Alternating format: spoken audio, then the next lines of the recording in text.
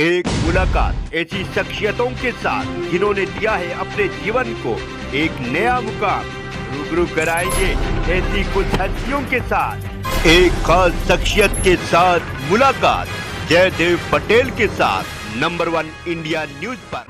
नमस्कार व्यूअर्स, मैं जयदेव पटेल और आप देख रहे हैं नंबर 1 इंडिया न्यूज। आपका एक बार फिर स्वागत है एक खास शख्सियत के साथ मुलाकात प्रोग्राम में। आज हम बात करेंगे इजराइल और हमास के बीच चल रहे जंग में अमेरिका और चीन का कितना अहम योगदान है, और इसी के साथ साथ भारत सरकार की तरफ से इजराइल में फंसे भारतीयों को लाने के लिए ऑपरेशन अजय जो चलाया जा रहा है, ये कितना महत्वपूर्ण है। इन तमाम मुद्दों पर बात करने के लिए हमारे साथ खास हमारे रक्षा विशेषज्ञ lieutenant general retired Rajan Singh ji, आपका बहुत बहुत स्वागत आज हमारे प्रोग्राम में।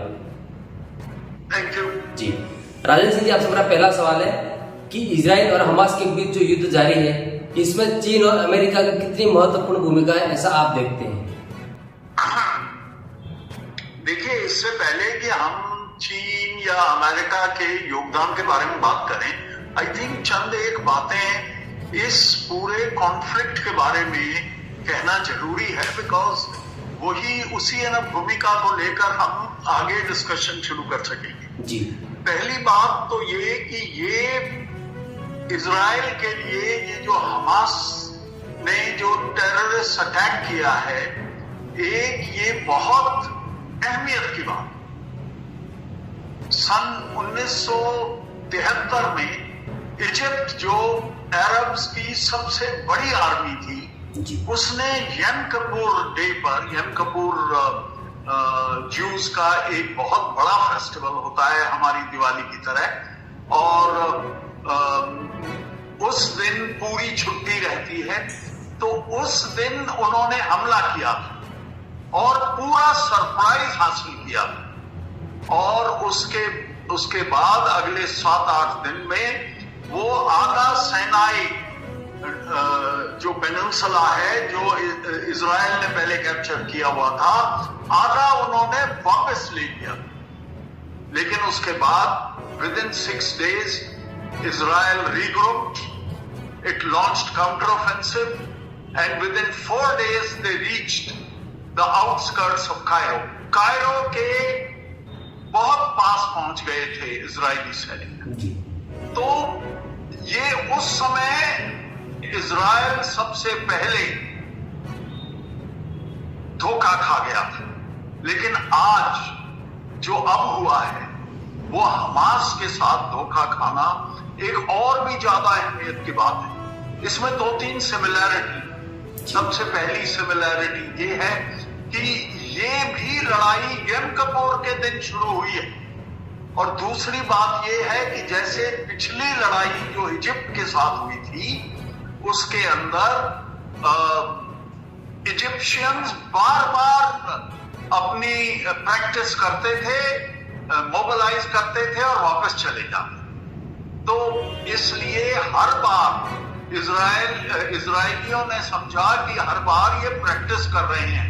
और यम कपूर की टाइम पर भी जब वो आए, उन्होंने मोबिलाइज किया, स्वेज कैनाल के ऊपर उन्होंने अपने ब्रिजेस वगैरह लेके आए, तो इजराइलीज ने समझा कि ये सिर्फ प्रैक्टिस हो रही है और कुछ खास ख्याल नहीं दिया।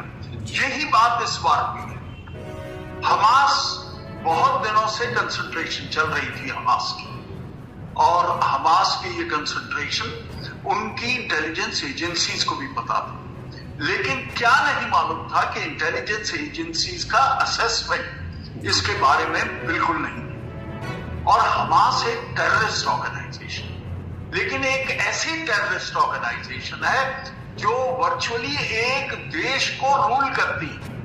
गाजा के अंदर पहले इजिप्ट का राज था, इजिप्ट का हिस्सा था गाजा। इजिप्ट ने उसको छोड़ दिया, तो इजराइलीज ने उधर कब्जा किया 2004-2005 तक, और उसके बाद इजराइलीज ने उधर इलेक्शंस कराकर, जिसमें हमास की जीत हुई, वो वापस आ गए वहां से। उसके बाद राज उधर हमास का चलता है, और हमास एक रेडिकल ऑर्गेनाइजेशन थी जो जैसे ही टाइम बीतता गया, और वो और भी ज्यादा रेडिकल होती गई और भी ज्यादा मिलिटेंट होती गई। अपना पूरा दम लगाकर लोगों को मोटिवेट करके, लोगों को रेडिकलाइज करके उन्होंने एक ऐसी फौज तैयार कर ली है जो कि एक इंसर्जेंसी के लिए बेस्ट फौज है। हमास ने ये जो हमला किया है आपके इधर इजराइल के अंदर, उसके अंदर ऐसा कभी नहीं हुआ था कि कोई भी टेररिस्ट ऑर्गेनाइजेशन इतना अंदर इजराइल के चल जाए। 37 किलोमीटर अंदर हमास के बहुत सारे टेररिस्ट आ गए थे और वो 37 किलोमीटर के अंदर उन्होंने एक ऐसा महम पैदा किया कि उन्होंने पहले तो जो शुरू की लाइंस थी उधर जो हमारे आर्मी के लोग थे, इनके इजरायली आर्मी के, वो भी उस वक्त गफलत में थे, वो भी उस वक्त सो रहे थे, वो भी उधर भी उनकी चौकसी बहुत कम थी, जिसकी वजह से वो बहुत सारे लोग मारे गए। उसके बाद उन्होंने सिविलियंस को अटैक किया, एक जहां रेव पार्टी चल रही थी उसको अटैक किया। ना ये सब करने का मकसद हमास का क्या था? हमास का मकसद सिर्फ एक था कि इजराइल की पॉपुलेशन को ये जता दे कि इजराइल के बस में नहीं है उनको सेफ रखना, और पूरे वर्ल्ड को ये बता दें कि जब तक आप हमारी मांगों को पूरा नहीं करेंगे तो इस तरीके की चीजें होती रहेंगी। यही चीज अफगानिस्तान में हो रही है, यही चीज आपकी पाकिस्तान के अंदर भी हो रही है, और यही चीज उन्होंने कोशिश की JNK के अंदर करने की, जो कि हमारी जितनी भी गवर्नमेंट्स रही पिछले 20 साल के अंदर, उन्होंने एक बहुत जबरदस्त काम किया है और JNK की सिचुएशन को काफी अच्छी तरीके से कंट्रोल किया है। अभी बात यह है कि इस सब चीजों का खैर इजराइल एकदम जगा, इजराइल ने रिएक्शन भी किया, लेकिन रिएक्शन किस चीज से किया? एयर स्ट्राइक्स करके किया। एयर स्ट्राइक्स में आप बिल्डिंग्स गिराएंगे, एयर स्ट्राइक्स में आप हमास के लड़ाकों को ज्यादा नहीं मार सकेंगे, उसमें ज्यादा से ज्यादा सिविलियन मारे जाएंगे, और इससे आपकी वर्ल्ड की सिंपैथी इजराइल के साथ नहीं रहेगी। तो ये है डिलेमा इजराइल के पास। तो अभी इजराइल क्या कर सकता है, ये बात है।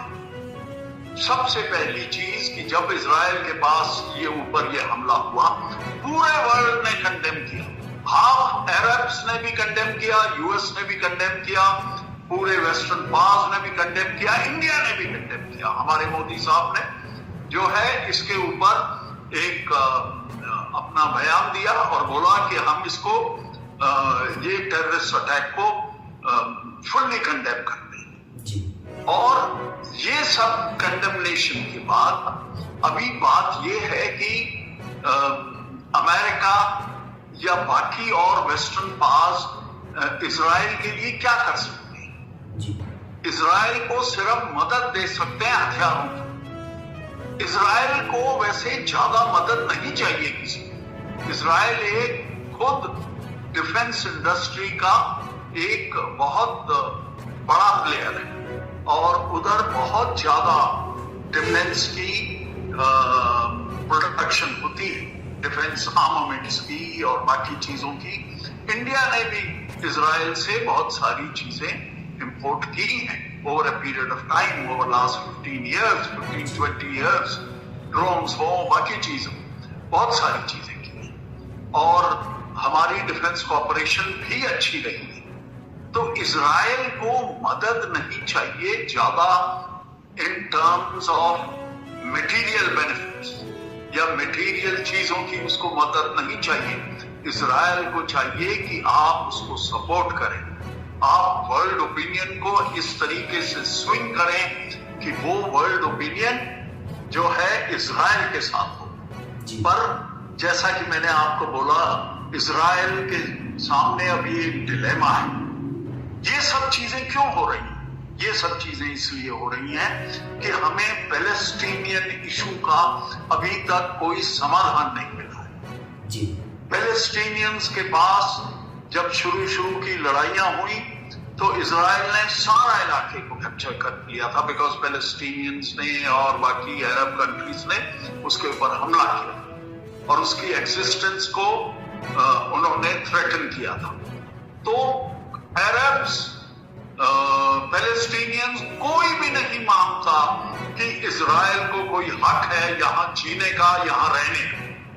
सिर्फ इजिप्ट ये मानता है कि इजराइल को यहां हक है इधर रहने का और it is Israel's right to exist.